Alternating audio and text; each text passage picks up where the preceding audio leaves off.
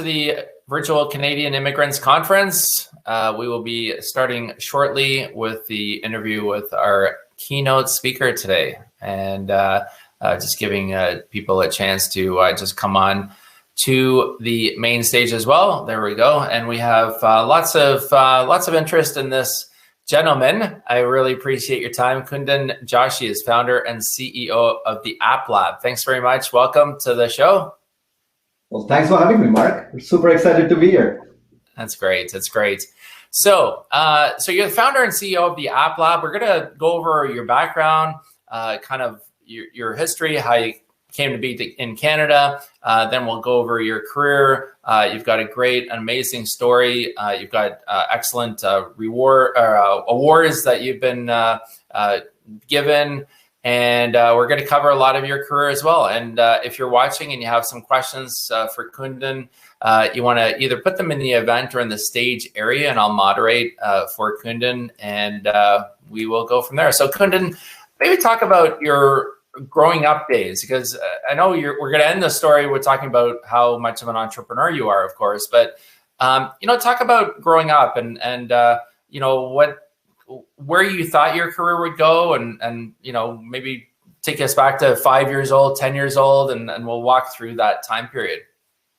Yeah, certainly. So I grew up in India, Mumbai, India, the financial capital of the country. And a middle-class family. I was encouraged to study hard, to work hard, get the best possible grades I could. I sort of excelled at school, if you may say excel.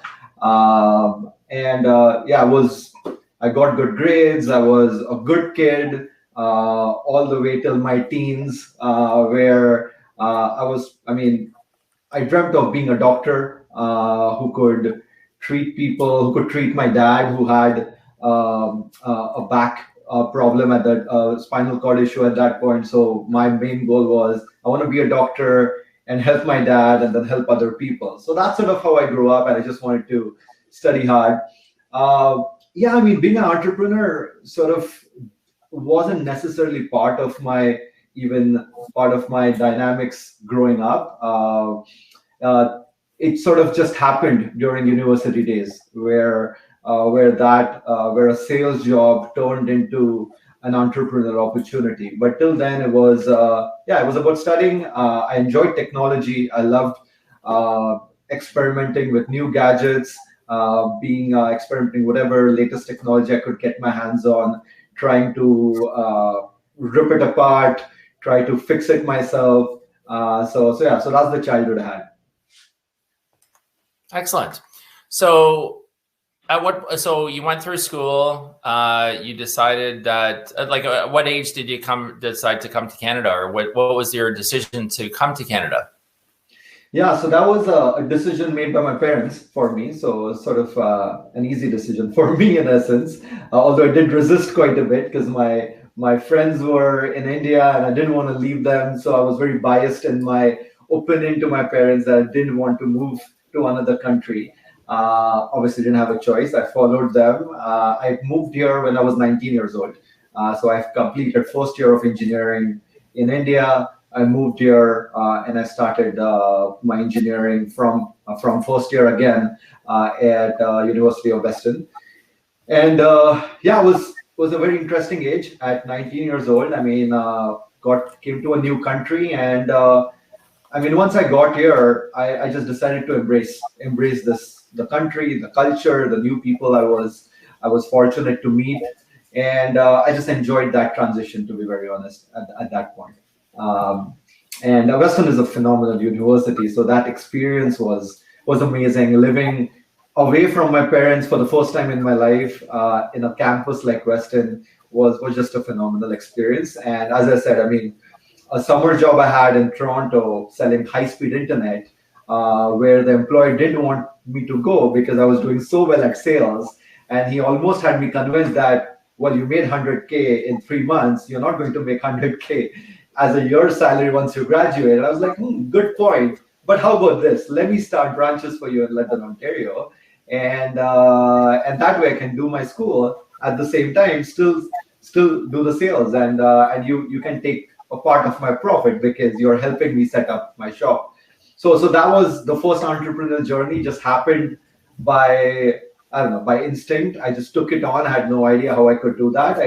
I set up 3 mall kiosks, these 2 feet by 1 foot kiosks in 3 different malls in London, Ontario.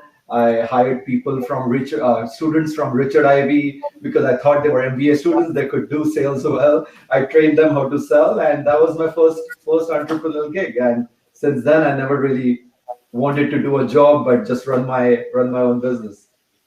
So it was really your journey through entrepreneurship kind of landed on you. It wasn't really planned. You didn't really think it through. You were really looking at school primarily, and then the entrepreneurship route, right? That's right. Exactly. It just happened by accident. I mean, I was planning to be a programmer as I was studying software engineering at Weston. But yeah, sales just seemed more interesting, and more importantly, doing sales and having my own business made me realize that, I mean, the main thing I wanted to do was to help people. And by having my own business, or even through sales, I was able to have that direct, immediate impact, which I really enjoyed. So that sort of got me into that phase. I mean, I still worked. I mean, I was a new immigrant at that point. I had to pay off my OSAP. I had to support my parents because they were new immigrants and they didn't have the fortune of studying in a university in Canada. So it took them a bit to get settled. So I had to support them. I had to support the house. So I moonlighted for a long time. I was working full-time jobs, 9 to 5, for about 3-4 years. I was building my business slowly from 5 p.m. to 3 a.m., sometimes 4 a.m. every single day for 5 years. And slowly, eventually, I decided it's time to jump in and go full-time into my business.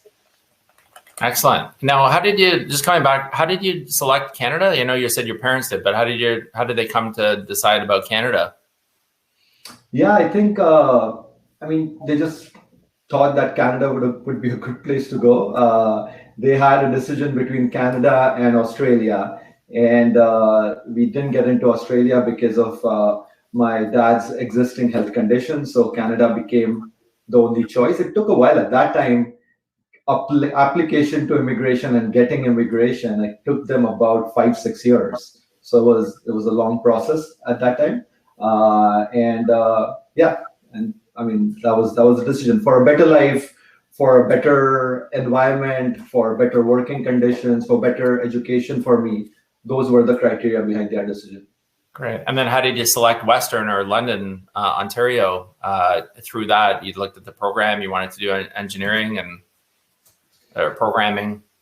Yeah, I mean, my first choice was Waterloo. I was by the time I landed to Canada, I missed the cutoff date for Waterloo. But to be very honest, when I went to Western campus, I just fell in love with the campus. I just couldn't look at any other university once I landed at that campus. I just wanted to be there. So while I got accepted into University of Toronto and McMaster, I'd already given my heart to Western. So it was it. Okay, terrific. And you're based out of where now? Toronto. You're based out of Toronto. So yeah. So let's talk about TheAppLabb, because that really is, you know, is you really, right? People think about you. I mean, that's you built over 600 apps in the last 13 years, 8 global offices. You have over 100 employees. You know, maybe talk about the growth. Like how have you managed to grow that quickly? The challenges that you've had. If you can share that with people watching. Yeah, certainly. So started from my basement, building apps in 2007. So this is pre-iPhone days. I just felt that, you know, apps were the next big thing when it came to software applications and human experience. I always felt, I mean, the critique in me never really enjoyed any software application that I used. I mean, whether it was the Microsoft Suite or any other application I used. And I just felt something was missing. That interactivity, ability to have that great experience was always missing. And the first time I was at one of the technology conferences and I had a smartphone in my hand, and interacting with it just made me realize that this has to be the future of how we use applications. and there was a test phone, smartphones weren't launched yet or whatnot. I was like, you know what? Forget the websites and the software that we're building. Let's just focus on this. And I just want to go and try and sell the dream of mobile applications. So that's what I did. The first few applications I built, I was like, I'm going to give it to you for free because this is going to be the future. And I wanted to build my portfolio of apps. And then iPhone launched, and really, I mean, that prediction came true that, okay, you know what, there will be an amazing smartphone and apps will make a difference. And that really had a big impact. In the first app store, we had a few apps that got some good recognition. And since then, the business has slowly grown. Past few years, it has grown very rapidly. I mean, it's been an interest. I mean, obviously that decision to bank on a trend was an important and critical decision at that point, because before I took that decision of building apps, I was building websites, I was doing a bunch of different things. I had my hand in various different places. But that decision and ability to focus obviously had a big impact on the direction of the business. The second part is just, it's a grit. I mean, through those 13 years, it hasn't been a consistent growth, or it hasn't been all happy days. The majority of them were not happy days. The majority of them were challenging days where I was trying to figure out, how do I meet the next month's payroll, or sometimes even this month's payroll? How do I sustain my employees? How do I get my next contract so that I can keep the office? So all those challenges came as a part of that journey. But that grit was important. Belief in my vision, in my goals was important, and just sticking to the path was extremely important. But more importantly, the biggest lesson for me was learning how to fail, because that's something I didn't learn in the early parts of my journey. And when I learned how to fail, when I learned how to really have that growth mindset where I'm constantly realizing that I'm a lifelong student, and every single experience I just need to learn as much as I can. That sort of was a pivotal shift for me, where as a leader, I was able to grow much faster. As a leader, I was able to empower my leadership team and my team to grow much faster.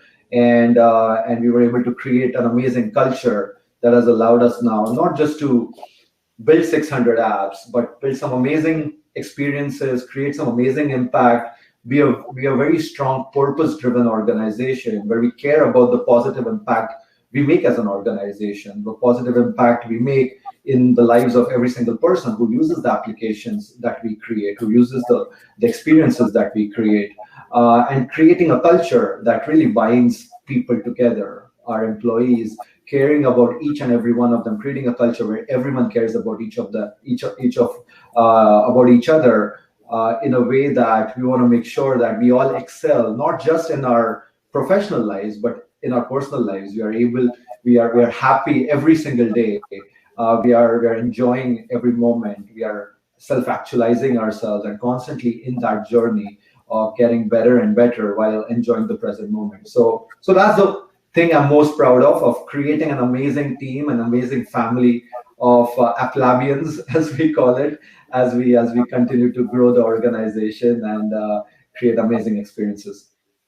Excellent. If you're just joining, my name is Marc Belaiche. I'm president of TorontoJobs.ca. In Q&A, fireside chat here with Kundan Joshi, founder and CEO of TheAppLabb. So Kundan, you've have some of the biggest companies who are clients, Unilever, Samsung, Dell, Petro-Canada. What struggles have you found as maybe not that you're a new Canadian anymore, but maybe what were the challenges that you have overcome? What were the things that you had to think about, maybe accommodate or compensate for, shortcomings that maybe you thought maybe you had that maybe somebody else didn't? Or what did you leverage your strengths to be able to get those clients? Yeah, certainly. So, I mean, I guess specifically focusing on challenges as a new immigrant or a newcomer. I mean, coming to a new country where you feel that, I guess the work culture is different than the culture that you are brought up in, can play some tricks in the mind, right? Where you sort of you feel the fear of judgment, which in essence is all in your mind. It doesn't exist necessarily. And realizing that it's the most important thing to give up is the act of judgment and the act of being fearful of judgment, in essence, right? So that hill was not easy to go past initially, as I felt that maybe I need to sell to people who are like me, who I can relate to culturally. So it definitely felt inclined to do that in my early days, because I felt that selling or providing value to someone that I don't directly relate to culturally may be a bit difficult. So that was definitely a hill to go past, but it was all internal, to be very honest, right? I mean, at the end of the day, the goal was to create value. The goal was to ensure that how do I listen what the challenges that my potential customers or my customers are facing, and how can I, through the team that I've built, through the skill sets that we've created, through the experience that we have created, how can we collectively solve that problem? As simple as that, right? So with that mindset, I mean, speaking to whether it's a small startup, an individual who's trying to build an app, or some of the largest companies like Petro Canada or Unilever or so on, it was an easy shift to make, in essence. I mean, obviously, early days, I was the only salesperson in the organization. So a lot of that was related to how I present myself, how I present the organization, how do I climb those hills, seeming hills, in order to overcome those seeming challenges, in essence, right? So yeah, by making it simple, by focusing on really delivering quality work, making sure that we are building a strong team, and then just trying to help, listen, trying to help, just made it a lot simple, in essence. Excellent. Well, you've also won a number of awards. I'm just going to name a few here, and then I'll ask you, which one is the most, which one do you feel the most connected to, perhaps? So you've won the 2019 and 2020 Top Mobile App Developer Award for Canada, the US, 2019 Top 3 AI Developer Award by Clutch, the Globe and Mail Great Places to Work ranked at TheAppLabb in the top 40 places to work in Canada. You've received the 2018 RBC Entrepreneur of the Year Award and the 2018 Top 25 Canadian Immigrants Award. You've got the E&Y Entrepreneur of the Year Finalist Award in 2018, Top 150 Extraordinary Canadians Honor, all kinds of different awards. I also want to mention this one, the 2017 Technology Achievement Award from the Indo-Canada Chamber of Commerce. I mean, are there one that stands out to you that you can say, yeah, you know what, I mean, they're all important, don't get me wrong, I get it, but is there something that you say, yeah, you know what, at this point in my career, that was the most important, or this award allowed me to do this? Is there anything that really stands out for you? Yeah, I would say, I mean, the most special one is definitely the most recent one, which is the Best Places to Work by Globe and Mail. The main reason is, I mean, while, as you mentioned as well, I mean, I really appreciate each of those, and they all have been great validations throughout the journey of me being on the right path, the organization being on the right path. But the Best Places to Work is the one I'm most proud of, because, to be very honest, this journey is like my journey as an entrepreneur, our journey as an organization is completely a fabric of the hard work put in by so many people, right? And so many people, I mean, like 100+ people who are part of the organization, hundreds of people who have been part of the organization in the past, hundreds of people who've supported me along the way as mentors, advisors, as someone that I've had a conversation with, something resonated that helped me. So at the end of the day, success is not a factor of me, but is a factor of we. And what I love about that is it truly honors all the people that have been part of the journey and who are part of it right now. And collectively knowing that, you know what, we've built a culture that is is a factor of togetherness, helping each other, and really building something special together is the one that resonates the most. And it's the most recent one, obviously. So having the short memory that I have, that's the one I remember right now. For sure. Now, I know there's people that are watching here that are also looking for a job. So what do you think, thinking back to when you were looking for a job, or now that you're maybe on the other side of the table, you're maybe looking to hire and grow, what factors, what qualities do you look for? And also, what would you suggest if you were a new Canadian for people to do? Yeah, certainly. So, I mean, number one factor that worked for me when I used to look for a job was networking, right? I mean, that's the number one factor that has helped me, regardless, even in my business, to be very honest, always focused on building a strong network. And it was a combination of both quality and quantity, really building relationships with people who you connect with, and building strong relationships. And building strong relationships is a lot more of giving than taking. The way I put it, focus on the giving, and the taking will happen when it happens from wherever your weak connections or strong connections or whatever that is. So building relationships is such a key factor, whether it's finding jobs, finding like building a business and so on. So that stays number one for me. The number two, I would say, is a growth mindset. Like always think, I mean, like not passing on any opportunity to learn, right? And that just truly comes with having an open mind, ready to learn, ready to absorb, always fully listening, always fully present. And if you're doing that, and if you're listening, if you are able to convert every opportunity into a learning opportunity, you are going to be a lifelong student, and you're going to learn more than anyone else, and you're going to grow more than anyone else as well, right?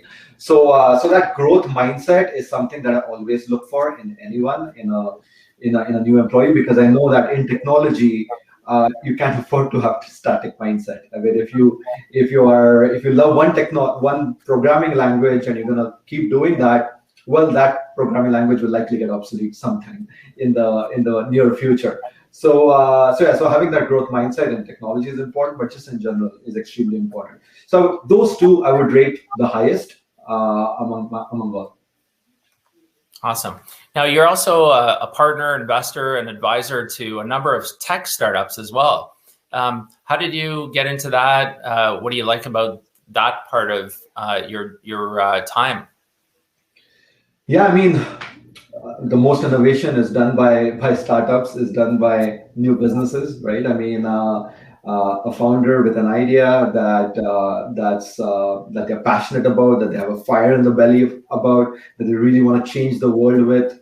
I mean, like nothing gets more exciting than that. So I mean, as we transition into building into more work for enterprise clients and mid-market clients, we realized that we stopped working with as many like innovative cutting edge companies. So that's where we wanted to create a format, a framework where we can continue to work with, support startups, innovative startups that are trying to disrupt an industry, trying to come up with an emerging technology and change how things are done.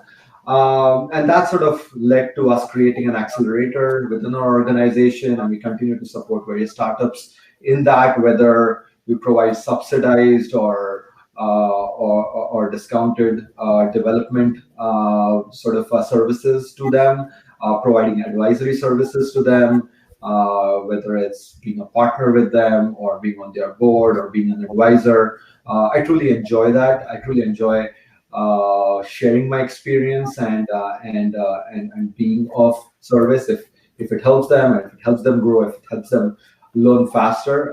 I always enjoy doing that, and I get my spark from learning how some of the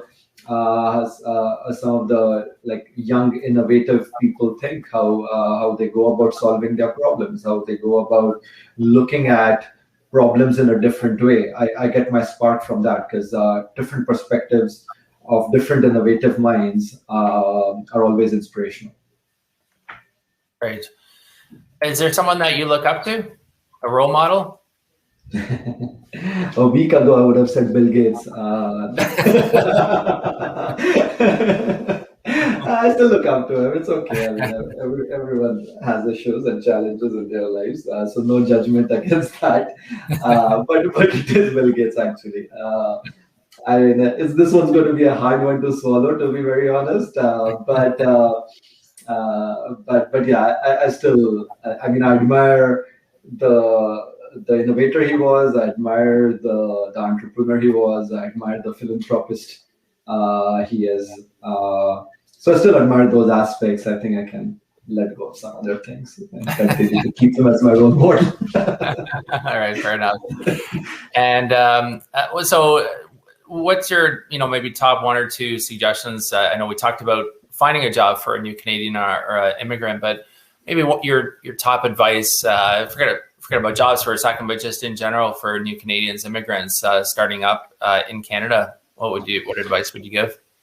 Yeah, certainly. So, I mean, I would say the first one is just embrace this country, right? Embrace the culture that this country has. Just embrace the country as your country in essence, right? Sometimes it can get a bit difficult. Happened to me. While I said, yeah, I'm a Canadian and I live in Canada, I wasn't fully a Canadian for a while. I didn't completely embrace the culture. I just still felt I'm an Indian in Canada for the longest time, right? And it was, I mean, yeah, I mean, again, right? I mean, I still feel I'm just as much as an Indian as I'm a Canadian. But it was, I mean, it was a bit difficult to completely embrace, right? I mean, and I would say that was one of my learning lessons, because the day I started embracing Canada as a country, really started admiring Canada for the values it upholds, for the kind of culture it has, for kind of people it's filled up with. My mindset changed, right? So that's one advice: embrace the culture, embrace the values that Canada stands for, right? I mean, which a lot of times can be different from the values of your country of origin, right? Not necessarily conflicting. That I doubt ever that could be a case, but they can be slightly different in essence, right? I mean, values of authenticity, transparency, compassion, integrity. Those are amazing values to embrace in essence, right? The other one I would say is get out of your comfort zone, right? I mean, one challenge I've seen, I personally face that. I've seen a lot of new immigrant spaces. Moving from one country to another is such a huge leap out of your comfort zone, that once you make that move, to continue to stay in that out of your comfort zone becomes a bit challenging, and you start going into that shell and trying to find and seek comfort, because like you've already done like the biggest move out of your comfort zone than majority of the people will ever do, right? It's extremely difficult to move houses, let alone move countries in essence, right? But you can't afford to do that. You can't afford to stop getting out of your comfort zone, because the day you stop getting out of your comfort zone, you stop learning, you stop growing, right? And whether it's to seek a new career now in this new country, or to start your own business, or whatever that is, it's extremely important to always be a bit uncomfortable, to always seek out for something new to learn, new people to meet, new cultures to experience. So that's the other part I will say, and just just stay focused on your path, right? I mean know what your goals are, and it's okay to make small steps, like you mentioned earlier in your conversation. I mean, like, keep meeting people. When you know what your path and goal is clear in your mind, you will attract the right people in your life with that focus, right? You will attract the right opportunities, whether it's a volunteering opportunity, as you mentioned, within the association for the industry that you are in, or volunteering at an organization that might give you the experience and the gap in experience that you need, or a job opportunity, which may be in a junior role or a different role or whatever, but at the right company, and that might lead you to that path. But when you know what your goal is, stick to that goal. Try to think of different ways that you can continue to succeed on that path.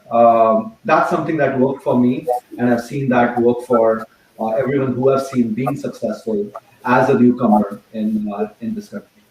That's great. Well, I wanted to mention Sudhir's posted a comment here, said it's really impressive to learn of your background, Kundan, and your company and your hard work, and congratulations and best wishes, and very good and inspiring guest. So I just wanted to share that. And I do want to thank you for your time. We're out of time, unfortunately. I could have probably spent another hour with you, but I know you're a busy guy too. And just really wanted to thank you for sharing everything. I know there's quite a lot of information and background and so on, but we do have to cut things off. But I do want to thank you, Kundan, for your time.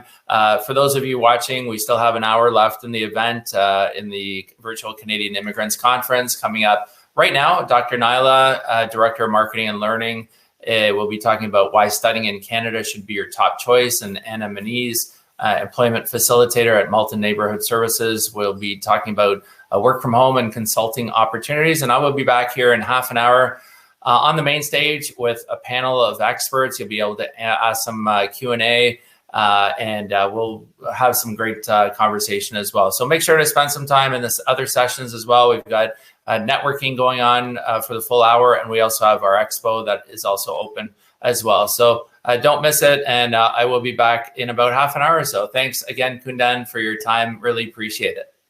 Thank you for having me. Thank you.